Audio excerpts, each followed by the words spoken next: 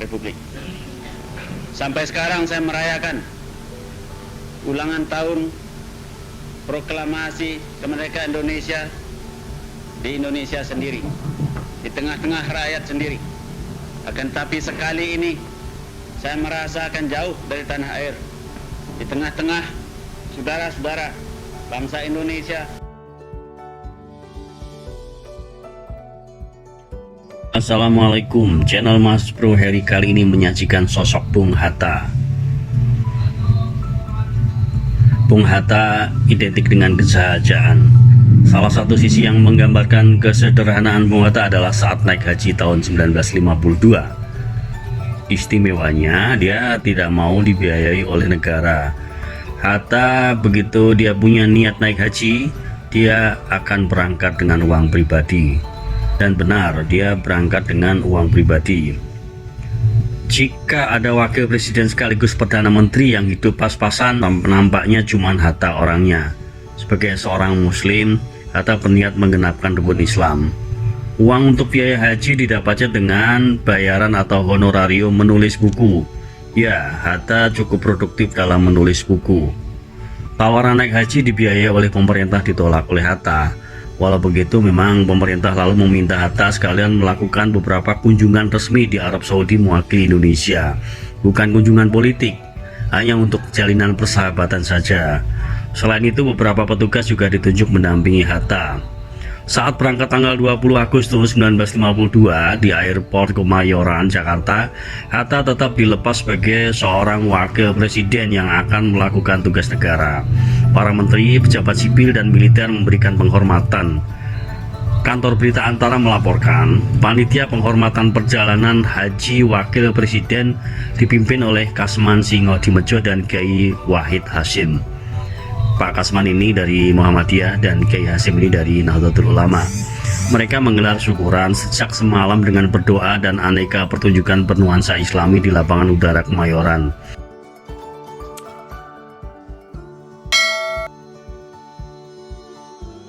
Singkat cerita, Bung Hatta sudah sampai di Tanah Suci. Selain ibadah, Bung Hatta juga menemui Raja Arab.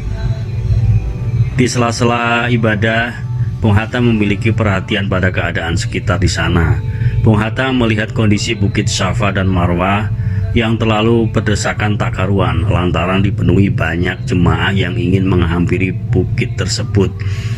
Kemudian Bung Hatta berpesan kepada Raja Arab masa itu agar dibuatkan jalur khusus bagi jemaah yang ingin mengunjungi dua bukit itu. Upaya itu agar para jemaah bisa lebih nyaman dan tidak berdesakan. Tak hanya itu, Bung Hatta kala itu juga prihatin dengan keberadaan Pasar Seng yang berada di kawasan Masjidil Haram Mekah. Menurut dia, pasar tersebut berada di tempat yang tidak sempurna. Dia juga menjelaskan, pasar itu terlalu menghalang-halangi kekhusyukan jemaah dalam beribadah. Di waktu yang lain, tampaknya masukan Bung Hatta kepada Raja Arab Saudi diperhatikan. Menurut cerita Gemala, putri kedua Bung Hatta, dua pesan itu ternyata diformulasikan dan diwujudkan oleh pemerintah Arab Saudi. Arab Saudi membuat dua jalur menuju Bukit Safa dan Marwah, masuk dan keluar. Gemala menjelaskan, pesan yang didasari pemikiran Bung Hatta itu pun ditujukan bukan semata-mata untuk bangsa Indonesia, tapi untuk kemaslahatan seluruh umat manusia hingga hari kiamat.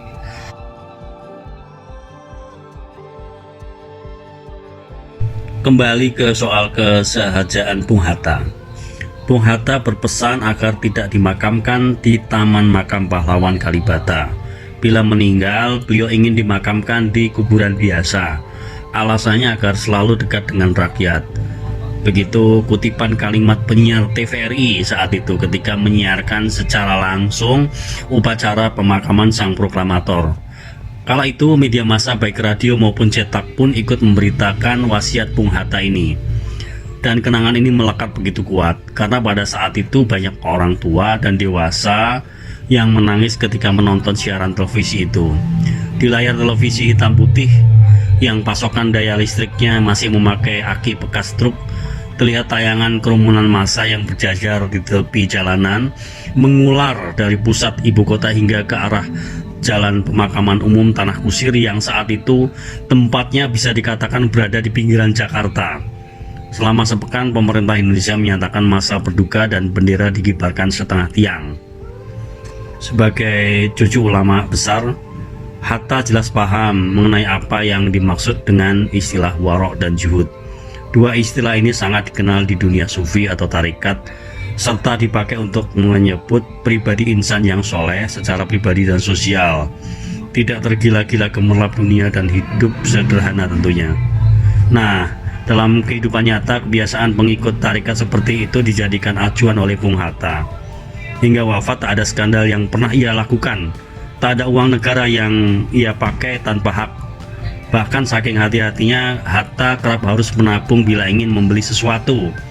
Seperti misalnya keinginannya untuk membeli sepatu Beli yang saat itu merupakan sepatu favorit dan berharga mahal. Dan ternyata sampai beliau meninggal, dia nggak pernah bisa membeli sepatu Beli itu.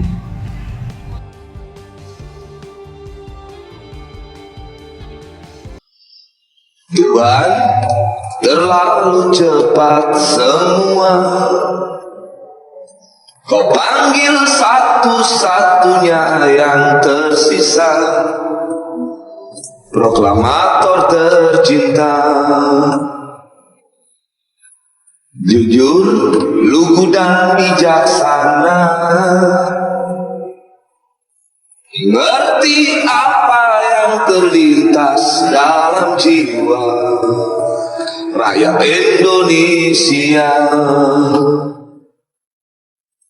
Hujan air mata dari pelosok negeri saat melepas engkau pergi. Berjuta kepala tertunduk haru, terlintas nama seorang sahabat yang tak lepas dari namamu. Terbayang baktimu, terbayang jasamu, terbayang jelas jiwa sederhanamu, bernisan bangga, berkafan doa dari kami yang merindukan orang sepertimu.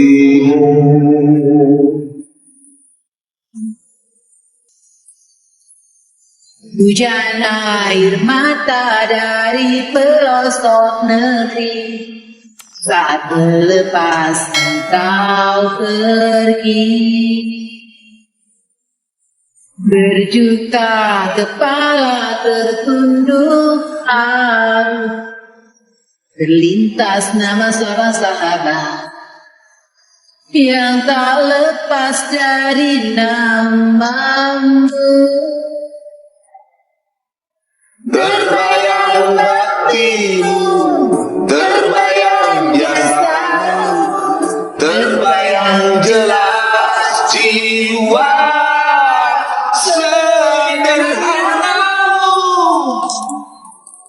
bernisan bangga, berkafan doa dari kami yang merindukan orang seperti